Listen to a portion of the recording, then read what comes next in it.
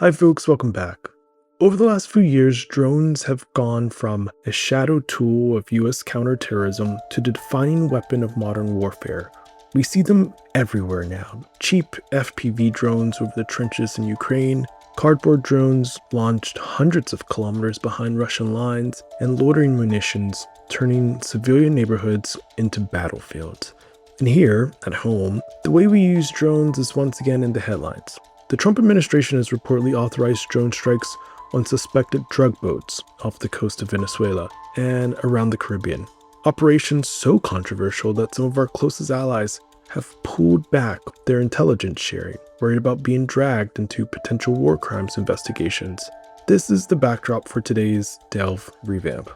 We're going back to a conversation I had with Scott Shane, longtime national security reporter for the New York Times and author of Objective Troy, a terrorist, a president, and the rise of the drone. We talk about how drones quietly reshaped US foreign policy, what precision really means when civilians are still dying, and the chilling case of Anwar al-Awlaki, the first US citizen deliberately killed by his own government in a drone strike. As drones become cheaper, more ubiquitous, and more politically tempting, this episode feels less like recent history and more like a warning about the future we're drifting into. Today is Friday, December 19th, and if it's Friday, then this is the Delve.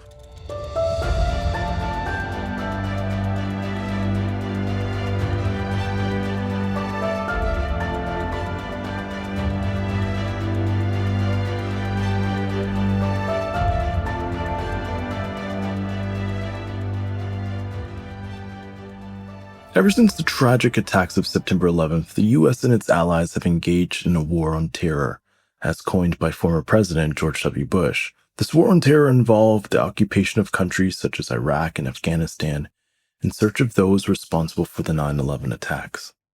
These military interventions would not have been possible without the drone. We're not talking about your average drone that hobbyists buy. Rather, the drones used by the military are large, multi-million-dollar killing machines with the ability to strike a target anywhere, at any time. To enemy combatants, the sounds of the drone signal death. Operated by pilots thousands of miles away, drones provide the ability to wage war without friendly casualties. In 2019, the Department of Defense spent more than $9 billion on drones. The benefits of drones have been extolled by our elected officials. Dozens of highly skilled al-Qaeda commanders, trainers, bomb makers, and operatives have been taken off the battlefield. Plots have been disrupted that would have targeted international aviation, U.S. transit systems, European cities, and our troops in Afghanistan.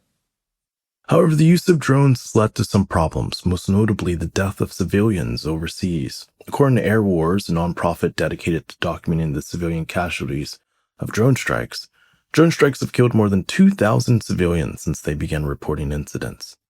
Sometimes the civilian casualty is incidental. Other times it is the result of poor intelligence on the part of the U.S. Tonight, the U.S. military admitting to a horrific mistake that left 7 innocent children and 3 innocent adults, including an aid worker for an American company, dead. I offer my profound condolences to the family and friends of those who were killed. Our investigation now concludes that the strike was a tragic mistake. To dive deeper into this problem, I sat down with former New York Times national security reporter Scott Shane. Scott is the author of the book Objective Troy, which discusses the case of Anwar al-Awlaki, the first U.S. citizen chosen for targeted killing via drone strike by the CIA. And now, here's my interview with Scott Shane. Hi, Scott. Thanks so much for coming on the show. Before we talk about all things drones, can you introduce yourself to the listeners? Sure. I was a reporter for 40 years. The last 15 of them were at the New York Times covering national security. And I particularly focused on drones and what they called targeted killing from, I'd say, about 2009, for 5 or more years. And I got deeper into the question while working on a book that was published in 2015. The book is called Objective Troy, and the subtitle is A Terrorist, a President, and the rise of the drone. And it tells the story of Anwar al-Awlaki, who was an American imam who eventually joined al-Qaeda and became the first U.S. citizen deliberately killed in a drone strike in Yemen. Right. I actually have a pretty sizable section on him, so we're definitely going to get to him. So we have a pretty global listener base, and the shift in the usage of U.S. military drone strikes obviously has global implications. Why have drone strikes become a popular form of warfare? First and foremost, these are missiles fired from aircraft that have no pilots aboard, have no human beings aboard, and therefore they're seen in a very narrow sense as very low risk for the attacker. In the case of the U.S., you're not putting American pilots or airmen or airwomen in harm's way. So obviously, it's a very tempting thing to say, we're going to go hit that target, we're going to go kill that terrorist, and basically the risk will be zero in terms of human lives on our side. And I think that, the U.S. pioneered that, and many other countries watched with great interest and liked the idea and have picked up the technology. And we're seeing it right now in Ukraine. The Ukrainians are using missiles fired from drones to hit Russian targets on the ground. And we've seen it in other places too, such as Israel using drones in Syria and Lebanon, the French in Mali. However, in recent years, there's been some concerns regarding civilian casualties of drone strikes. Can you elaborate on the civilian casualties as a result? Sure. I mean, it's not only in recent years, it's really almost from the beginning that it became an issue. But in the U.S. history, the drone program was a covert action, or initially a covert action program under CIA, Central Intelligence Agency auspices, which is basically the most secret kind of operation that you can have.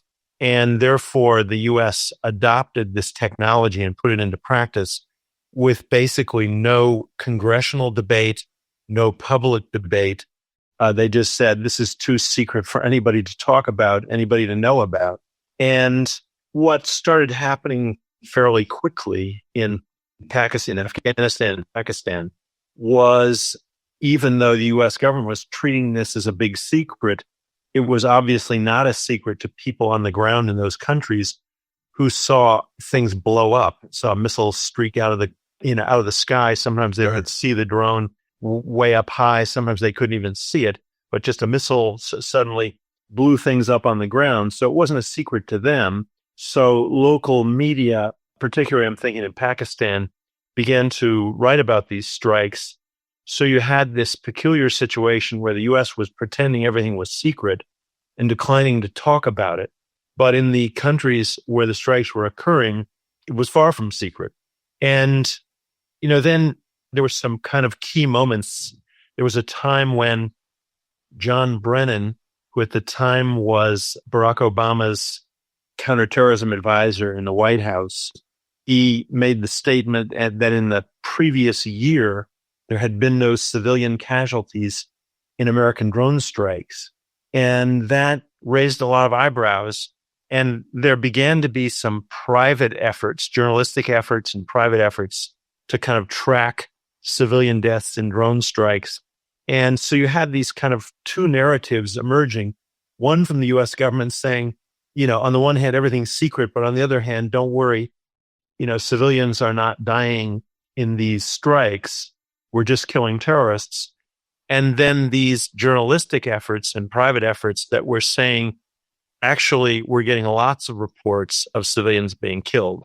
And it took, I would say, it's really taken 10 years for the full picture to emerge of the inadequacy of the targeting that the U.S. has done. And this is not even to get into what other countries have done, but the U.S. has more experience at this than anyone.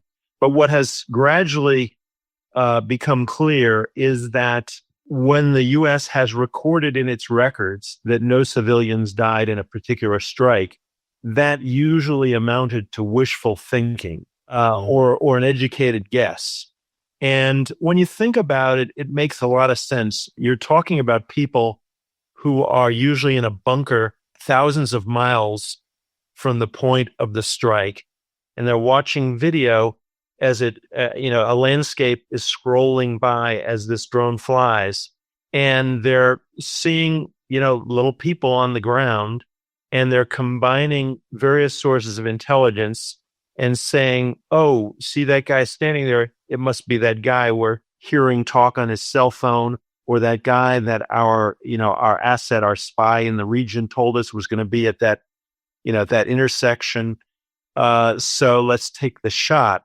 And, increasingly it has become clear that, again, it's pretty much an educated guess. It's not like they're just firing these things willy-nilly and not caring what they hit.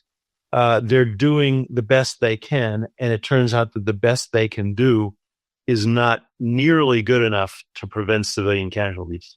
Is there some type of consideration for civilians in the area when the strike is about to happen, or is the value of the target, does that outweigh any type of collateral damage? Well, there have been shifting rules for the U.S., one set of rules for the CIA, another set of rules for the Pentagon, for the U.S. military. And I should say that the military and the CIA have cooperated very closely on these missions and, are often using essentially the same equipment. So it's sort of who's actually pushing the button and whose intelligence is being used to make the decision to take a strike. So there have been rules for both those entities, and they have shifted over time. Generally speaking, I think they got tougher gradually over Obama as word got out of the extent of civilian casualties. So for a long time, the CIA had a rule that was basically a near zero risk of killing a civilian, but there were certain sort of exceptions. One exception was if there was an extremely high value target and it was, a rare opportunity to kill that person. This would be, for example, an al-Qaeda leader or an ISIS leader. And that person was with a civilian, often a spouse or a child. They would sometimes override those considerations and, deliberately kill the person, knowing that they might or probably would kill a family member or more. So the rules have shifted. The problem is in actual practice, in execution, even if the rule says a near zero risk of civilian casualties, that's still based on the judgment of the operators who are watching their video screens and, making their judgment about who's a civilian and who's not a civilian. And those judgments have increasingly been exposed as way, way off. Very often, the operators believe they've killed, say, 5 members of al-Qaeda, 5 terrorists. And when actual investigation is possible on the ground, which is, not frequent, but when someone really gets to the bottom of what happened on the ground, it turns out that it might have been a family of 5 civilians, or one terrorist and 4 members of his family, that kind of thing. So the mismatch between who the drone operators think they're killing and who they are actually killing has come to light. It's taken years, but now it's quite glaring that there's a huge difference between those two. And it's a big problem for the U.S. military and CIA. And I think they recognize it, but of course, they count on public apathy, and a lot of times, the only thing the American public learns is they're killing terrorists in a far off country, Right, and keeping us safe. So it remains, a politically quite convenient way to carry out these lethal missions. So there's not like a team that would then be dispatched to the site to actually see who was killed, who was not killed. These are all just kind of guesses? Yeah, I mean, the National Security Agency is the big eavesdropping intelligence agency of the U.S. government, and so they're picking up all kinds of signals, cell calls, and text messages from the scene, and so they might be able to intercept a call that says, an Al Qaeda call saying they just killed 5 of our guys, and so that would feed into the after action report, as they call it. Also, the CIA recruits agents who are usually locals, who are on the ground, who are paid for information. So they might be asked to report what they've heard or what they've seen. And they might be able to say, you actually, it was a bad shot and he killed 5 people in somebody's family. It had nothing to do with Al Qaeda. So they might, there's numerous sources. There are local press reports, which sometimes can be reliable because reporters in a local area know the people or can get to the area and ask around. So it's not like they're completely without input. But I think there's a big psychological effect that has really interfered with accurate reporting on these strikes. And I'll tell you a story that made a big impression on me, and I think illustrated this in a major strike. The first strike in Yemen in many years, there had been one strike shortly after 9/11, I think it was in 2002 in Yemen, but the first big airstrike in Yemen occurred in December of 2009. And in this case, it was not drones, it was cruise missiles, but essentially the principle applies. These missiles were fired from a ship off, hundreds of miles away offshore at a target in Yemen. And it was seen by the U.S. as a sort of emergency because some al-Qaeda guys were plotting to go to Sana'a, the capital of Yemen, and attack embassies, Western embassies, and other Western targets.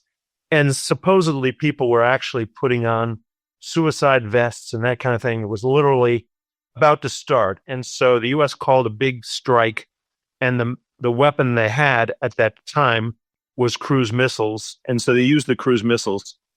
About 3 weeks after that strike, it just happened that General David Petraeus, who was the head of Central Command over all the forces in the Middle East, went to visit call on the president of Yemen at that time.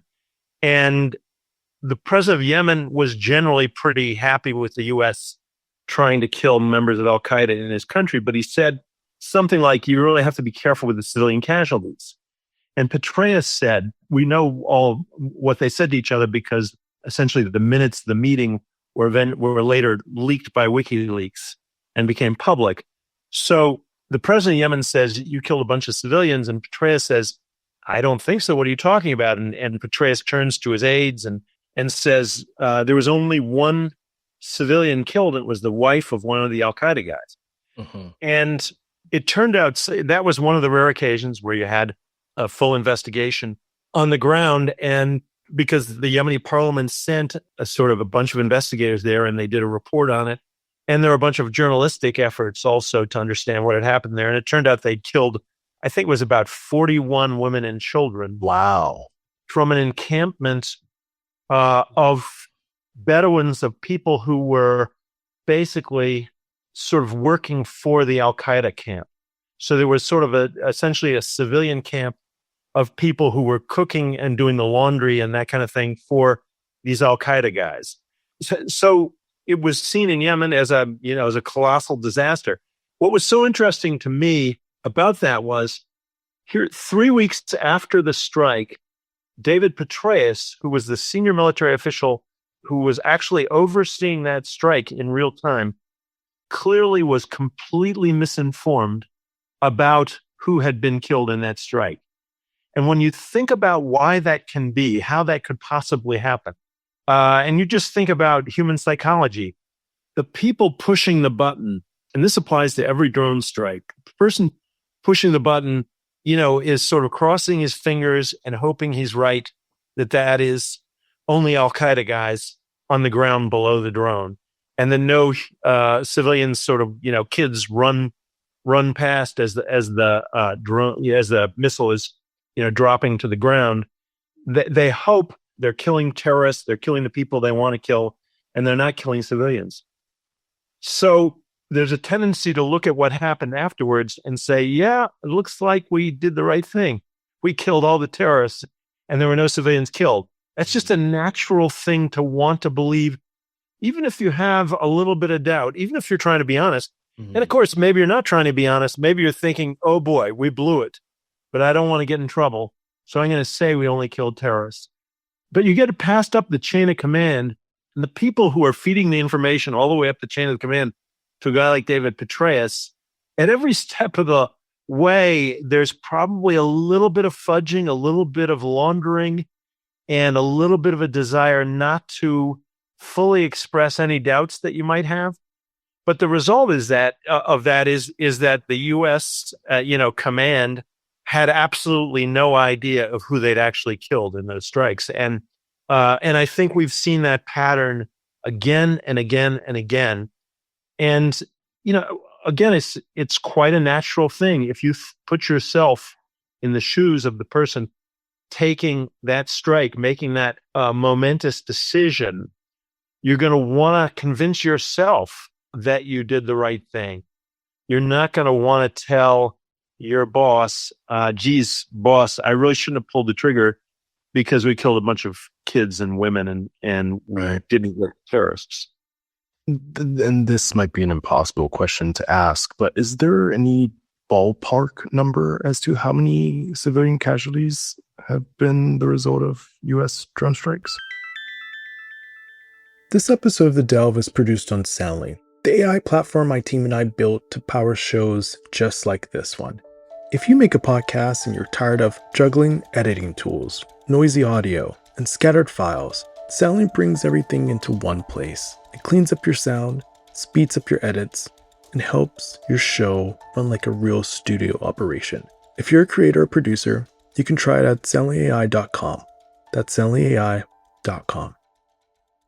There are official counts and there are unofficial counts, but I think it's probably fair to estimate that the number of people killed by now would probably be in the low thousands. Of civilians killed would probably be in the low thousands. It's impossible to come up with an exact count. The low thousands, or you mean like 1,000, 3,000? Yeah, 2,000-3,000, I would guess. Wow. That's a wild guess. And, it could be more than that. I mean, one thing you can say about drones and the drone program is, there were basically two claims for this technology. One is that, it sort of had pinpoint precision. And the other is that you could identify from the air, from the video screen, who you were shooting at. And it seemed like in the context of the two big wars, Iraq and Afghanistan, where the civilian casualties were in the thousands and eventually the hundreds of thousands. And, and where we didn't seem to be actually making progress towards the goal, the original goal having been to protect the United States from terrorists. When Obama came in and embraced the drone in a big way, that was the thinking. And of those two claims on behalf of the drone, the pinpoint precision of the strike and the pretty much complete knowledge of who you're killing on the ground, the first one has really been proven true for the most part. The second one, I think, has been proven false. But it is true that this is a targeted, fairly small scale weapon. And they've even, in some cases, I know, reduced the munitions in the warhead, in the Hellfire missile that they have generally used. There are other missiles as well, but the Hellfire missile.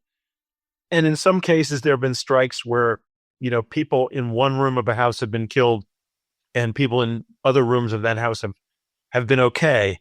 So, relative to the kinds of bombing that we have done historically, certainly in World War II, in the Vietnam War, and even more recently in Iraq and Afghanistan, although I think they've gotten better about targeting and understanding what they're dropping bombs on. This is still a relatively precise weapon, and the death toll tends to be small. You're not talking about hundreds of people killed from a drone strike. So the toll, even of civilians, does not climb, as it has in the big wars, into the tens and hundreds of thousands. So it remains in that sense a sort of small scale weapon. I want to change track quickly, if we can, and talk about your book, Objective Troy. You discussed the killing of Anwar al-Awlaki. He was an American citizen who the CIA targeted for assassination in Yemen. It seems petrifying that the U.S. government would launch a drone strike against an American abroad.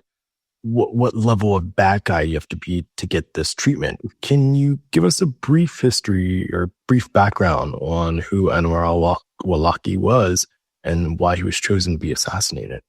Sure. So I should say that the name Objective Troy is because if you get on the military's kill list, so-called, the list of people who have been identified by the authorities as legitimate terrorist targets, the military calls you an objective and gives you a code name.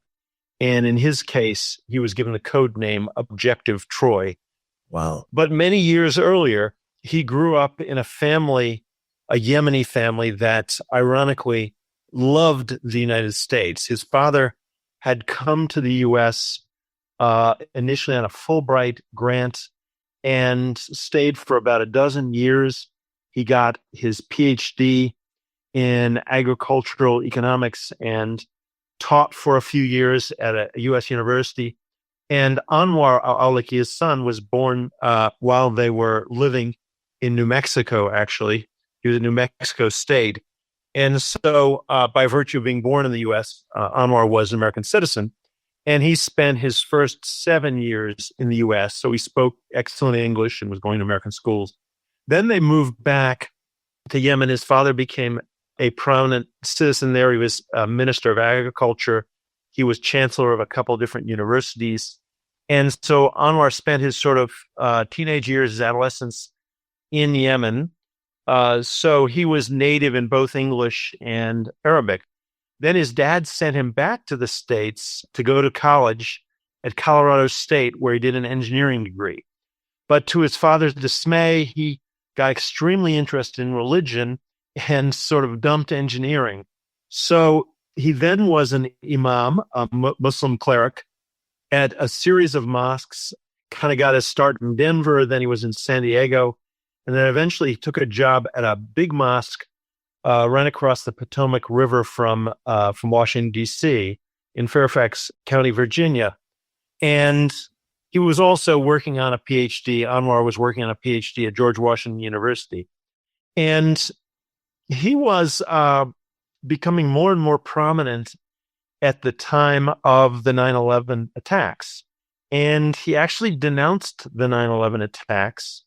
He told his brother that he thought they were a huge setback for Islam. And he seems to have sincerely thought that what al-Qaeda had done was a terrible thing. But he also was quite skeptical of U.S. foreign policy and of the war in Afghanistan, which was, of course, started after that.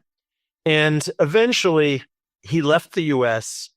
It turned out that he left the U.S. because he found out the FBI had been following him around and had learned that he regularly visited prostitutes. Right. And Anwar al-Awlaki was married, had some kids, and preached a very conservative brand of Islam. So, obviously that put him in jeopardy of being exposed as a hypocrite. And I was actually very surprised to read that in your book. I was like, whoa.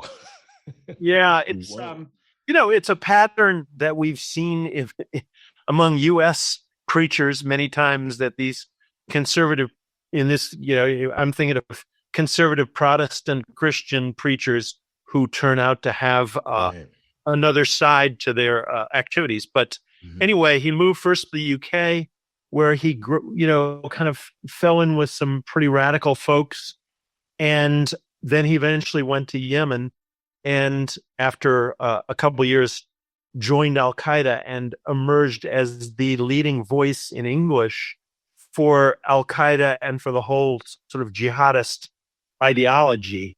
Want to get into kind of what were the legal justifications for the killing made by the government?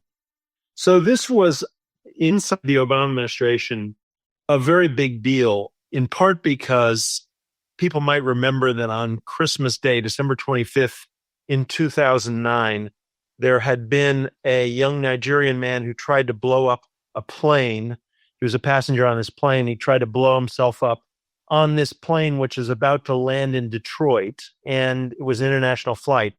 And the bomb, fortunately, did not go off. It burned him, and some people jumped on him, and he was arrested, and he's in prison now. But it turned out that Anwar bomber. Exactly, the underwear bomber. And it turned out that Anwar al-Awlaki had recruited and trained this guy.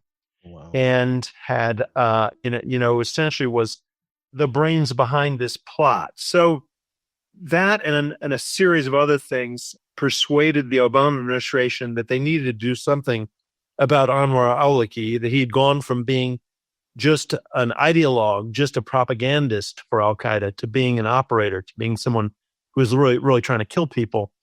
And so Obama asked the Justice Department for a legal opinion on whether it would be legal and constitutional to kill an American citizen in these circumstances. And the Justice Department wrote 2 secret legal opinions, which I finally, after a 4-year court battle, got a hold of in redacted form, so we know what they say. And essentially, they said that if that there's a right of self-defense in international law, and if this guy is trying to kill Americans, you can fight back. And if it's not possible to arrest him, if it's not feasible is the word that they used, to arrest him and put him on trial, then it is legal to kill him. When I was doing my book, I'm not a lawyer, and I wondered to what degree that opinion was accepted in the legal community. So with the help of a constitutional law professor, I polled about 3 dozen constitutional law professors and retired constitutional law professors in the U.S. I just asked them, was it legal and constitutional for Obama to order the death of an American citizen in this case? And about 1/3 said, yes, it was. They were on board with the Justice Department opinion. About 1/3 said, no, it's not legal, not constitutional. And about 1/3 said it depends. And they wanted, to get down into the gory details. But to me, that showed that it was an unsettled question, and still is an unsettled question. Obama, who initially felt constrained by the secrecy that surrounded this program, eventually, about 2 years after al-Awlaki was killed, gave a speech on the drone program. And al-Awlaki's killing was sort of the centerpiece of this speech by the President of the United States. And he said that he believed, of course, that this was legal and constitutional. And the analogy that he offered was, he said, if a gunman, a criminal gunman, is aiming his gun at a crowd of innocent people, then the police can legally shoot. A police sniper can shoot to take that gunman out, to kill that gunman. There's no criminal charge. There's no trial. There's just an emergency situation where you kill the gunman to save the civilians, save the innocents. And he said, essentially, that was the situation that you had with Anwar al-Awlaki. He was constantly trying to kill Americans. And therefore, Obama argued this was legal and smart to try to kill the guy. One other thing that we might be worth touching on briefly, and that is that when the Obama administration, had, in May of 2011, killed Osama bin Laden, the founder of al-Qaeda, and then in September of 2011, killed Anwar al-Awlaki, this very prominent American terrorist. They were feeling pretty good about themselves. They're feeling like, we're kind of on a roll here and we're protecting the United States and so on. But one of the things they had not fully counted on was that this guy, Anwar al-Awlaki, was essentially a creature of the internet. And as I said, he had tens of thousands of videos on YouTube. And when he was killed, those YouTube videos began to proliferate very quickly. Right. Because like the Christian religion, the Islamic religion has a tradition of martyrdom. And he was portrayed widely by al-Qaeda as a martyr. And this essentially enhanced the status of his voice, including his calls for people to join the jihad, to join the fight against America. And so for several years after he was killed, there were a series of major terrorist attacks in the West, some in France, mostly in the US, in which the attackers had come very heavily under the influence of Anwar al-Awlaki and his videos. And so the Boston Marathon bombing in 2013, the Orlando, Florida attack on the Pulse nightclub in 2015, where 49 people were shot by gunmen. These were all guys who had been obsessed with Anwar al-Awlaki and found him to be very persuasive. It's hard to say for certain whether the attacks might have happened without his influence, but certainly if you look into those cases, in my opinion, it's probable that without Anwar al-Awlaki's influence, some of those, if not all of them, would not have happened. So this is the sort of afterlife of this guy, and the sort of the unintended consequences of this strike that went on for quite a few years. And eventually, it took a long time, but eventually YouTube took his videos offline. And in the last couple of years, I don't think there have been attacks that have, been connected to his influence. Wow. First of all, Scott, thank you so much for coming into the Delve. Where can people find you and your work? Well, the book Objective Troy is available out there in hardback and paperback. And I've done some teaching. I retired from the New York Times at the end of 2019.